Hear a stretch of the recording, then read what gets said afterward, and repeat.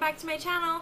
If you are new, please subscribe. I try to make videos every week on beauty, family, lifestyle, just whatever is happening that week. I try to make a video. This video is actually going to be about blending. So I am a professional makeup artist. I am a licensed esthetician. And with that, I work as a makeup artist at the Makeup Box here in my hometown. So yeah, I hope you guys take something from this, and I hope you guys learn a little something. I hope you guys like it. I hope that it was easy to understand, because I know I talk really fast and I can get kind of like jumbled because I talk so fast. Again, I just want to say that these are my tips from my personal experience of working as a makeup artist. So these are just the techniques that I have picked up and the things that I like to do because that's the way that I do them.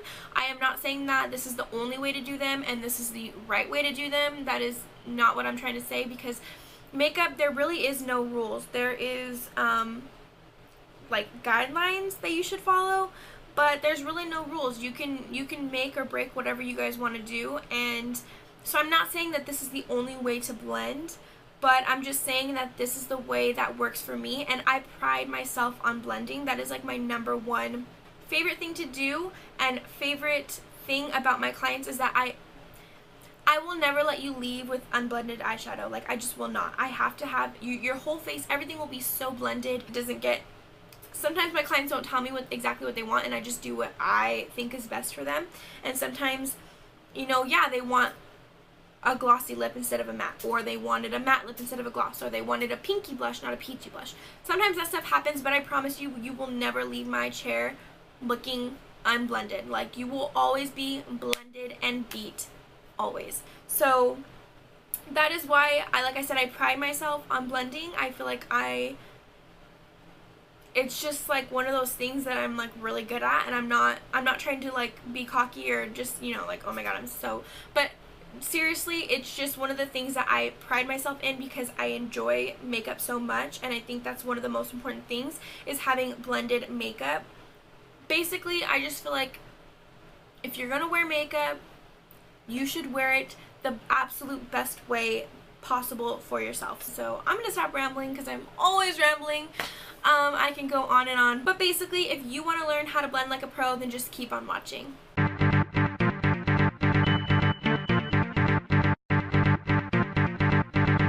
So let's just jump right into it. So before I begin, I already did my eyebrows and I already put down some concealer as a base. I just want to talk about a couple of must-have brushes, first of all, because brushes are the most important part of blending.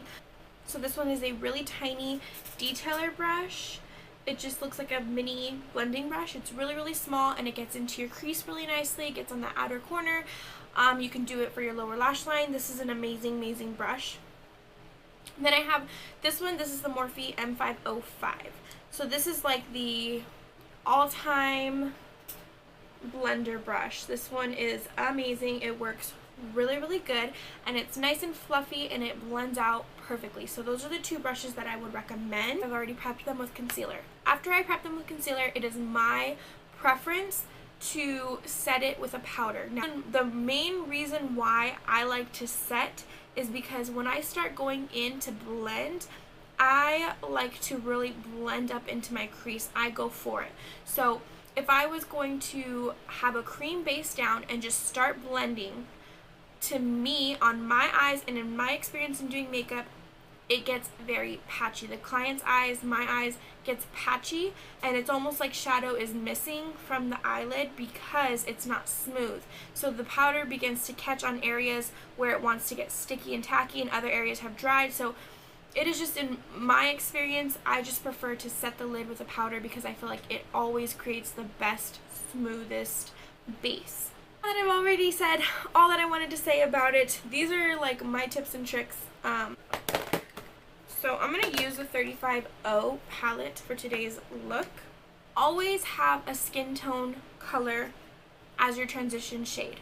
Always. If you decide to do color, bright colors, dark smoky eye, I always, no matter what, will put down a nude colored transition shade. only because I just feel like the shadows, the color, all needs something to work into. If I just left like purple eyeshadow and then tried to get the purple eyeshadow to go into it, just to me wouldn't fade right. I would still, even if I was doing a colorful look, I would still take a nude shadow and go over like the tops of it, just because I feel like you need something to work into. So that's why most of my looks always start with a nude color for a transition shade, because I just feel like it gives you something to work into. The key to blending is your wrist, how you carry your wrist. A lot of people focus on the brush when they're watching someone blend. They're thinking, okay, the brush is moving like this. Don't worry about the brush, worry about your hand, because that's where the movement comes from. The tighter, so when you hold your brush up close to the bristles, that is a tighter hold. You're gonna get more pressure. You're gonna get a heavier application. When you're holding it from further down, it's way looser. You don't have it as tight of a grip, so you get a lighter application. You always want to hold it, whenever I'm starting off, I like to hold it from the bottom, and this is just going to ensure that I have very, very loose movement. So I hold it like a pencil. So if I was going to hold a pencil, I'm going to grab it with my pincher fingers and write. So that's exactly how I hold it. That's exactly how I hold the brush. My pointer finger is going to be like the guide, basically. So I'm going to start, I'm going to pick up a little bit more because I'm moving it a lot. But again, I'm going to hold it at the bottom of the brush, and basically the movement is coming from my wrist. So you always want to go in circular motions. I always go in circular motions. Basically, I like to just go in circular motions. And then as I'm going in circular motions, I am also moving it. So I'm working my way from outer to inner. Always outer to inner. Never start in the inner corner, only because that you want the darkest amount of color on the outside. Unless, again, you were going for that specific look and you were going to do like a halo eye or something like that. But for the most part, you always want the heaviest application to be on the outer of the eye. So I'm moving it inwards, like I said. Circular motions. Next thing I'm going to do is go in with that detailer brush. So earlier I mentioned that these are the two brushes that you need, but it also helps to have another fluffy blending brush that is clean. It's always useful to have two blending brushes, one that you're going to pick up product with and one that you're going to keep clean. So this is the M504, and it's just slightly bigger. You can see the difference. It's just slightly bigger than the M505, so you can see the little bit of a difference in that, but this is the one I'm going to keep clean. So I'm going to go in with the small detailer brush, and I'm going to pick up a shade to 2 shades darker than our transition color. And what I'm going to do is basically the exact same thing. I'm going to work on the outer corner, circular motions, and work my way towards the inner. And all it does is just add a tiny bit more definition.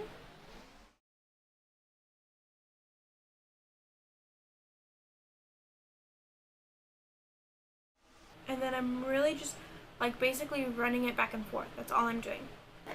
Now this is my original blending brush, and I'm just going to pick up a tiny bit more product, and I'm going to go over what I had just placed down with this brush in the same way, the circular motions that I was talking about earlier.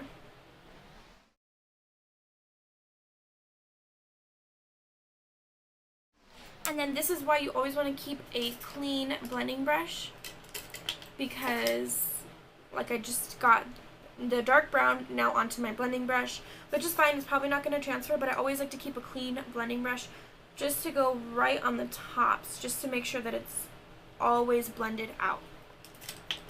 You just, every time you add a layer, you always go in and blend it out. Always, always, always. Your job of blending is never done. So now I'm going to take the darkest shade, the darkest brown, and I'm going to apply this to the outer corner in circular motions. Same thing that I was talking about earlier, just circular motions.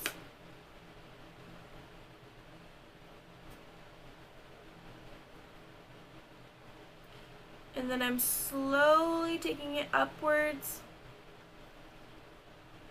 to my crease, and I'm stopping at where my crease is. So I'm stopping at my crease, and I'm stopping, and I'm taking it inwards, but I'm stopping halfway.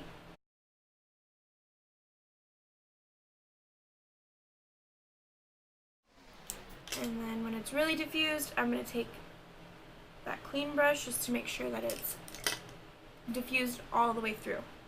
So I'm taking that small detailer brush now, and I'm going in with a black eyeshadow. This is the Makeup Forever. These are just the little, they are not little, but these are just the single eyeshadows, and I just put them into a palette. So they're really, really huge. They last forever.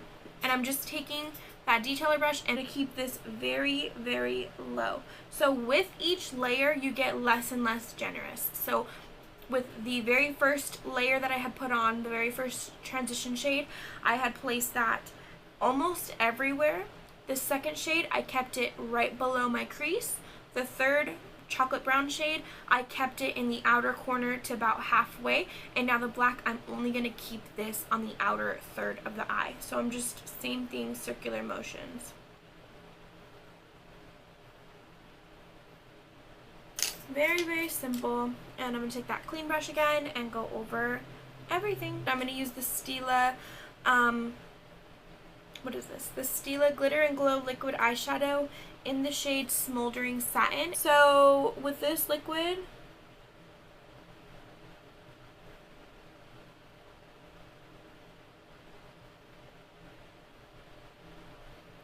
I'm just placing it onto my lid. Let me zoom you guys in because I feel like this is like a big thing that I always see too. Like that. And you can see how like distinct it is, how the shadows over here, shimmers over here, and it just looks choppy all the way around. So what I like to do is I'm going to take this brush, but if I was using the shimmer, I would do this exact same thing with a brush.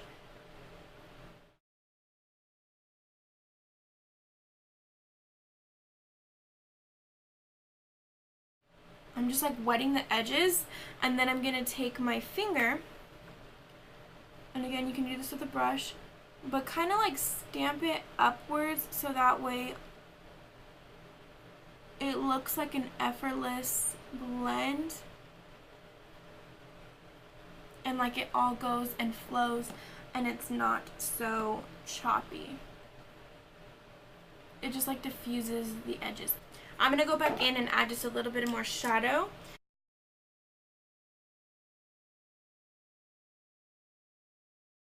A fluffy blending brush, and I'm going to highlight my brow bone.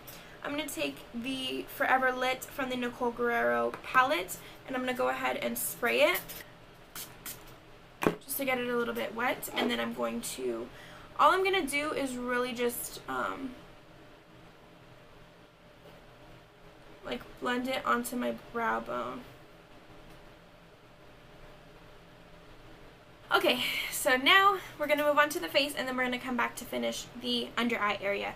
I already did my liner, lashes, and prepped my face, so let's get started with foundation. The tips for blending in foundation are pretty basic. I mean, it's almost the same as always. So I like to paint it on the face to get more coverage, but also it makes it easier to blend the foundation in. So I just pick up a big foundation brush, and I'm just mixing my colors right now. Put a foundation here, and I'm going to paint it onto my face.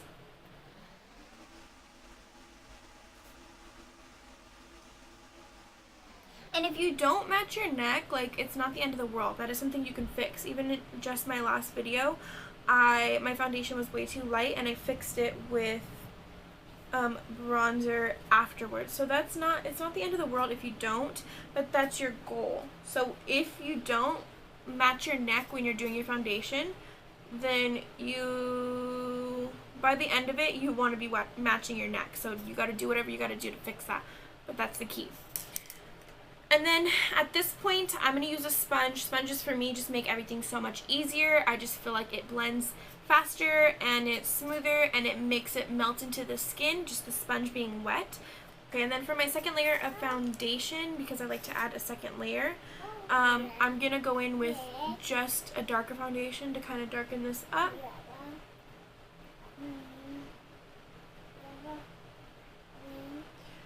I keep misjudging my color. I feel like I'm lighter than I'm darker than what I think I am. So anyway, same thing, stipple it in, and this takes the longest. I will just sit here and just pounce away for about a good 10 minutes because you really, really want to make sure everything is blended in. So I'm just going over everything over and over, really pressing it into the skin. I'm going to blend this out. Again, I feel like the sponge does all the work if you just do like little pouncing motions. The sponge really does all the work. Mommy?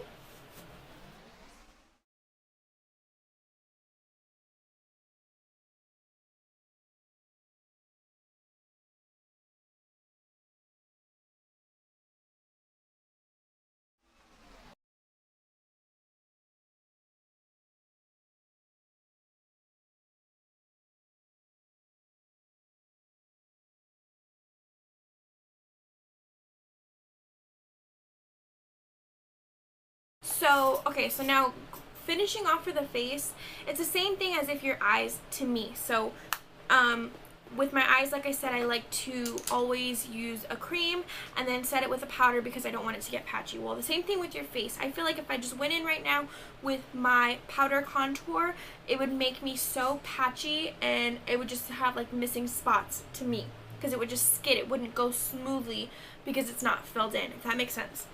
It makes sense to me, and that's why I do it. So I like to use a foundation, so I'm going to use my foundation powder. This is the NC40 by MAC. This is the Studio Fix powder in the shade NC40 by MAC. And all I'm going to do is just do like the same stippling motions just to really press it into the skin and get all the powder distributed evenly onto the face because I want it to be nice and smooth before I go in and start blending. And then I also take this opportunity to brush off my bake on the perimeters of my face. So I always brush off everything except for my under eyes and my nose. I let that sit for just a little bit longer. You can even feel your face. So before, feel your face and it was like tacky, like sticky. And now it should just feel smooth, like you can just glide your fingers across without feeling like you have foundation missing. I like to do this because I feel like it helps when you contour. It helps that it's like that extra step, but it makes all the difference afterwards because it really helps it blend nice and smoothly. So I like to take a lighter shade than a contouring shade, or sometimes I'll even use my contouring shade. I'll just take a light hand and a big fluffy brush. This is the e.l.f. complexion brush. And I'm just barely dipping in because again we're just warming up the face. So I'm saying warming up the face because we're just bronzing, we're just giving our face a little bit of warmth that we lost when we used the foundation, especially for myself because like I said, I picked a light foundation, I didn't mix it right, and so that's what I'm focusing on here. So I'm going to focus this specific color in that 3 shape. So I'm going to take the brush and I'm going to go in the shape of a 3. That's where I'm going to apply this color. Very loosely, hands at the end again, and I'm just going to apply it very loosely around the perimeter. So in that shape of the 3, I'm hitting the top of my forehead, always at the hairline. You keep this as far back as possible, but always at the hairline, bringing it to that, so like this, and now I'm going to hit underneath just to warm up. This is mainly, you know, you would only do a little bit. I'm doing a lot because, like I said, my foundation doesn't match. I used too much of my lighter foundation, so I'm really trying to blend that in, but otherwise you would just do like a little bit like you did on your forehead. So just like that, it just kind of brings that like shading, but without like chiseling. It just brings a little bit more definition to that side of your face. If you could see the difference, I can see the difference even just looking at the tiny little viewfinder. I can see a huge difference. So I'm going to dust off my bake. And I always dust off my bake before I do my blush because I feel like it helps it blend. It helps my blush blend better when the bake is already brushed off.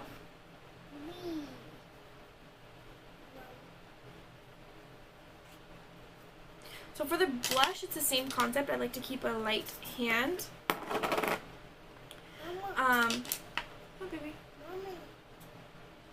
So for the blush, I like to keep it onto the apples of my cheeks. And it just depends, but today I want to do my blush first, and then I'm going to go back in and contour. So it just depends on the day. Sometimes I'll do contour right now, next. It just depends. But I'm going to take a little bit of my blush, and I'm just going to kind of smile and make a kissy face. And I'm going to lightly, like, press it onto my cheeks. And then also blending motions, that same technique that I showed you. So lightly pop it onto the cheeks and then blend it backwards into the back. So circular motions into the backs. And this is going to help fill that gap so that way everything is blended into each other and it looks seamless, like pink and rosy, warmth, and everything's just super smooth transitioning wise. Contour, I'm going to add a little tiny bit of contour, and I'm going to pick up a little bit of the contour and I'm going to go right underneath. So contouring, you want to go from the top of the ear towards your mouth, stopping at the corner of your eye. And just keeping it low like this really helps you sculpt that, sculpt the cheeks without having to apply too much product. Okay, so depending on the day, if you want to go heavier, you would just keep applying it until you want more. But when I'm done, I always go back in with the blush brush and stipple it. And then I like to add a little bit of brightening powder underneath the eyes. So I'm going to go ahead and do that, and I just like to do that with my sponge. I just like to pick up a little bit of a brightening powder and just add it to the right underneath. You always want to go over everything. My favorite brush to go over everything is like a stippling brush like this. I just picked up a couple shades. I always use Glow Getter and Forever Lit. And then I'm going to pick up my fan brush and I'm just basically going to same thing. I'm holding the brush at the bottom and doing circular motions while applying a little bit of pressure just to get that highlight. Same thing, I'm going to apply it to the nose.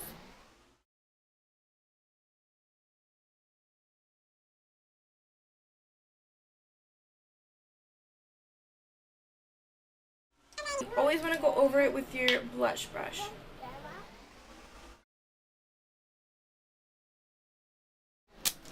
And then, to finalize everything blending and meshing together, I'm going to just give it one good spray.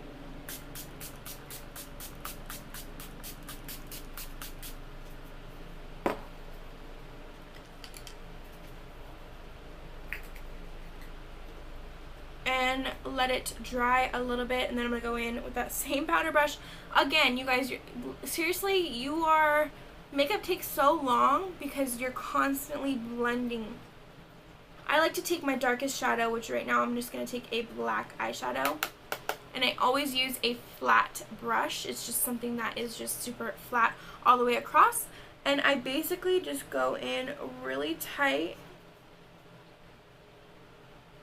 and just press it up against my lower lash line. I keep it really, really tight and making sure that I keep it really close to that lower lash line. Especially because this is black, you do not want to take this down too low at all. And then after, I always use a pencil brush. I prefer a pencil brush. Whatever you prefer, that's what you can use.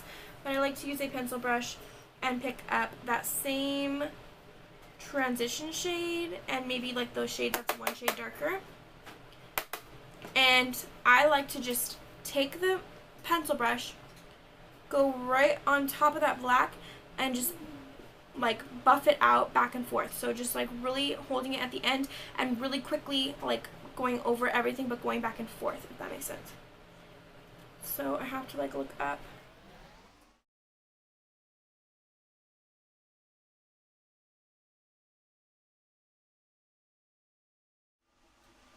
Really buffing out, smoking out that black eyeshadow.